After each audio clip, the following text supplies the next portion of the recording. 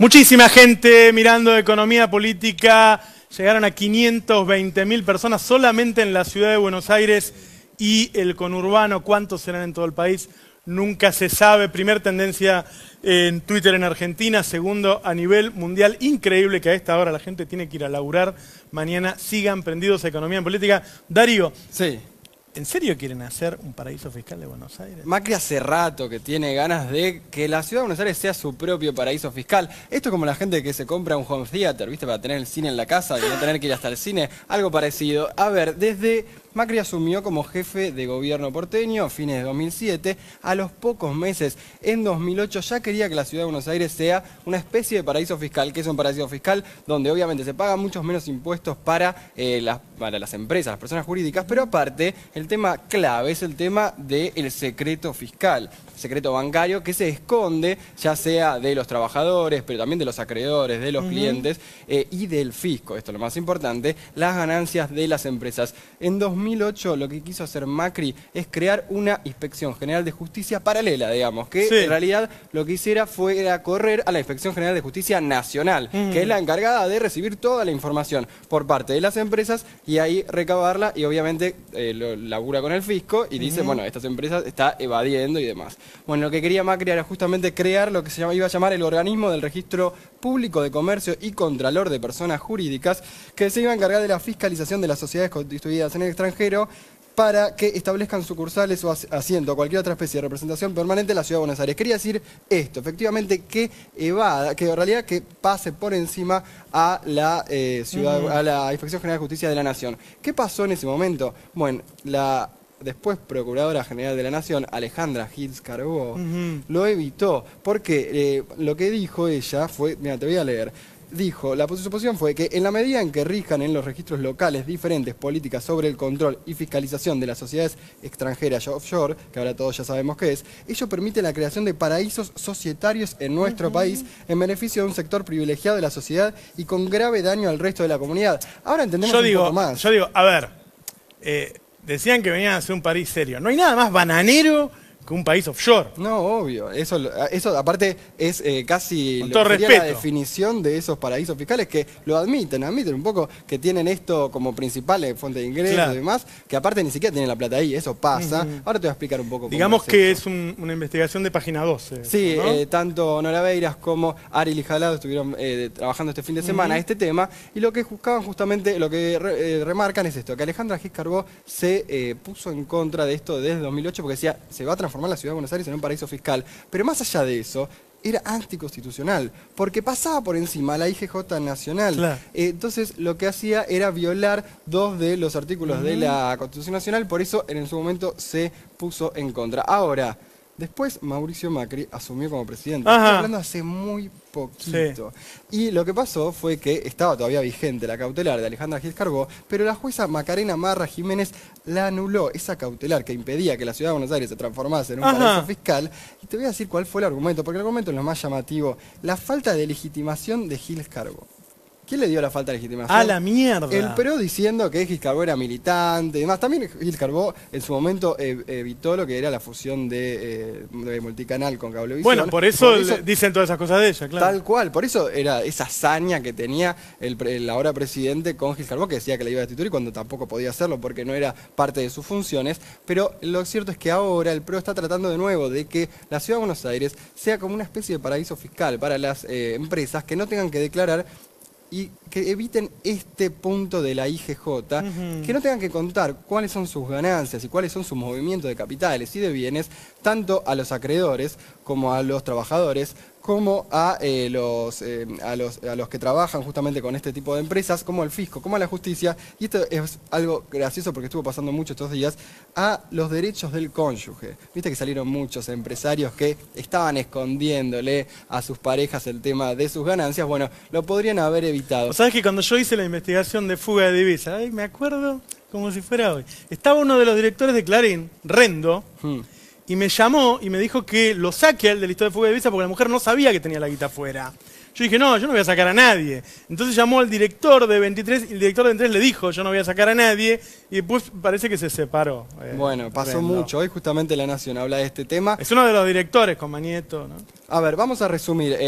Tenemos una placa que cuenta un poco lo que quería hacer Macri en la Ciudad de Buenos Aires en 2008 y lo que ahora quiere reflotar, que es justamente eso, pasar por encima a la Inspección General de Justicia. Creó una inspección paralela para evitar los controles de la IGJ Nacional, algo que recordamos es anticonstitucional. Vamos a ver en otra placa la cantidad de empresas que estaban como sociedades pantalla.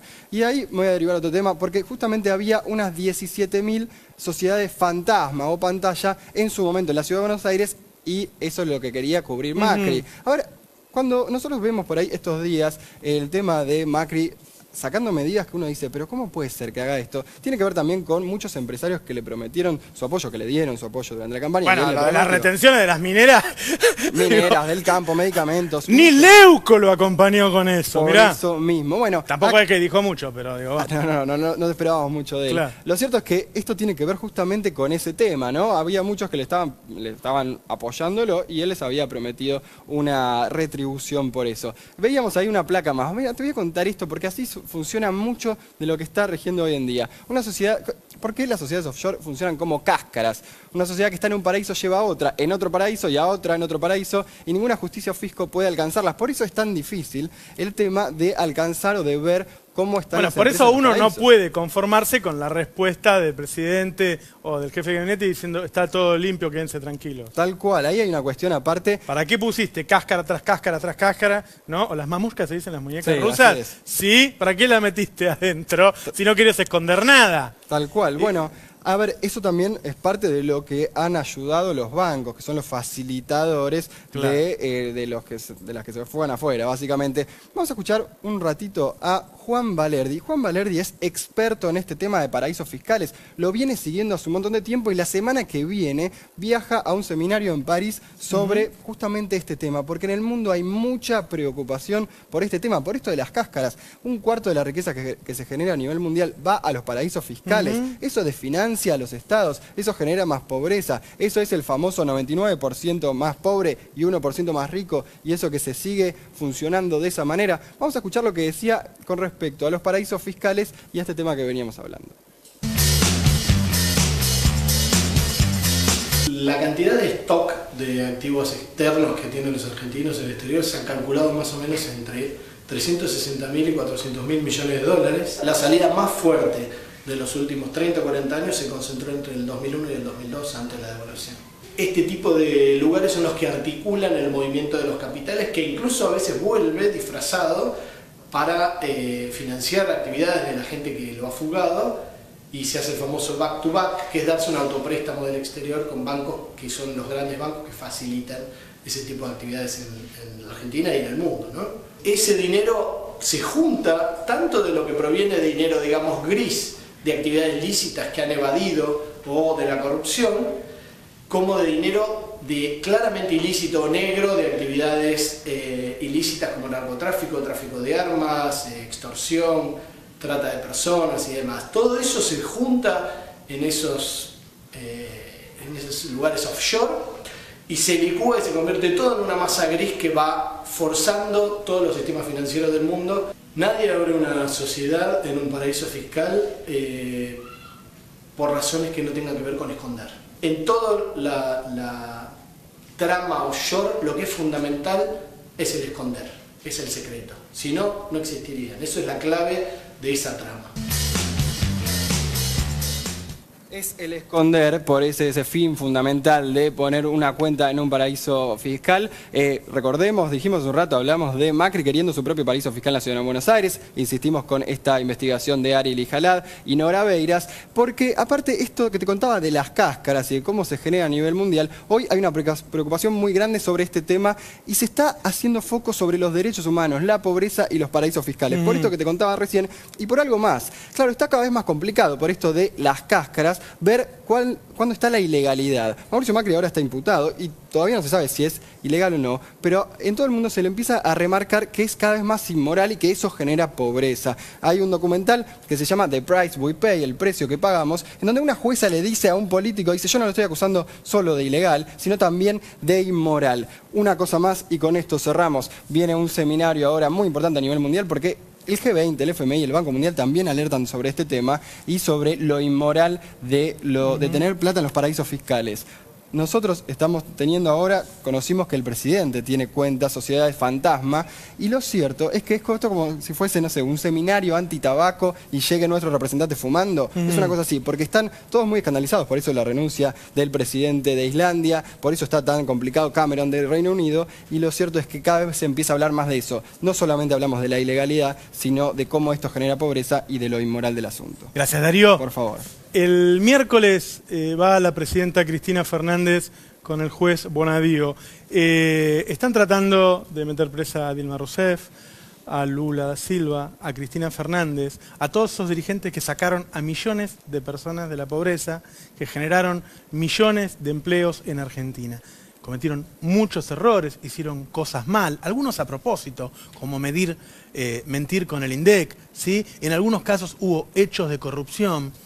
Distinto es, como decía Aldo Ferrer, hechos de corrupción que corrupción generalizada. Y corrupción generalizada es sacarle a los pobres para darle a los ricos. Muchos dicen, hay que ir a apoyar a Cristina Comodoro Pi, y si no apoyás a la gente que te dio la ujuro, a la gente que te dio de la pobreza, se sacó de la pobreza, ¿a quién vas a apoyar? Cuando dicen te banco, te banco, te banco. Bueno, llegó la hora de bancar. Yo creo que el que se sintió bien, el que vivió bien, el que tuvo por primera vez tantas cosas, por primera vez su vacación, por primera vez su auto, por primera vez un aire acondicionado para dormir fresquito, por primera vez poder comer todos los días, ¿por qué no acompañar? Yo creo que sí, que habría que ir a Comodoro Pi. Les agradezco que nos hayan acompañado como siempre, 3 horas, muchísimas gracias a todo el equipo, primera tendencia en Argentina, en el mundo, enorme medición, 5 veces más que TN, que nos tiró con todo el tipo contando billete y toda esa cosa que hacen ellos para ver si pueden pelear un poquito a esta hora. La gente quiere informarse, hay muy pocos lugares para informarse y todos muy complicados por cuestiones económicas y financieras, porque este gobierno no le da pauta ni le paga al anterior, lo aprietan sus negocios particulares, le pide a los privados que no les den plata. Es muy difícil informarse en la Argentina. Me despido hasta el domingo que viene a las 21 horas. Un enorme abrazo a todos. Chao.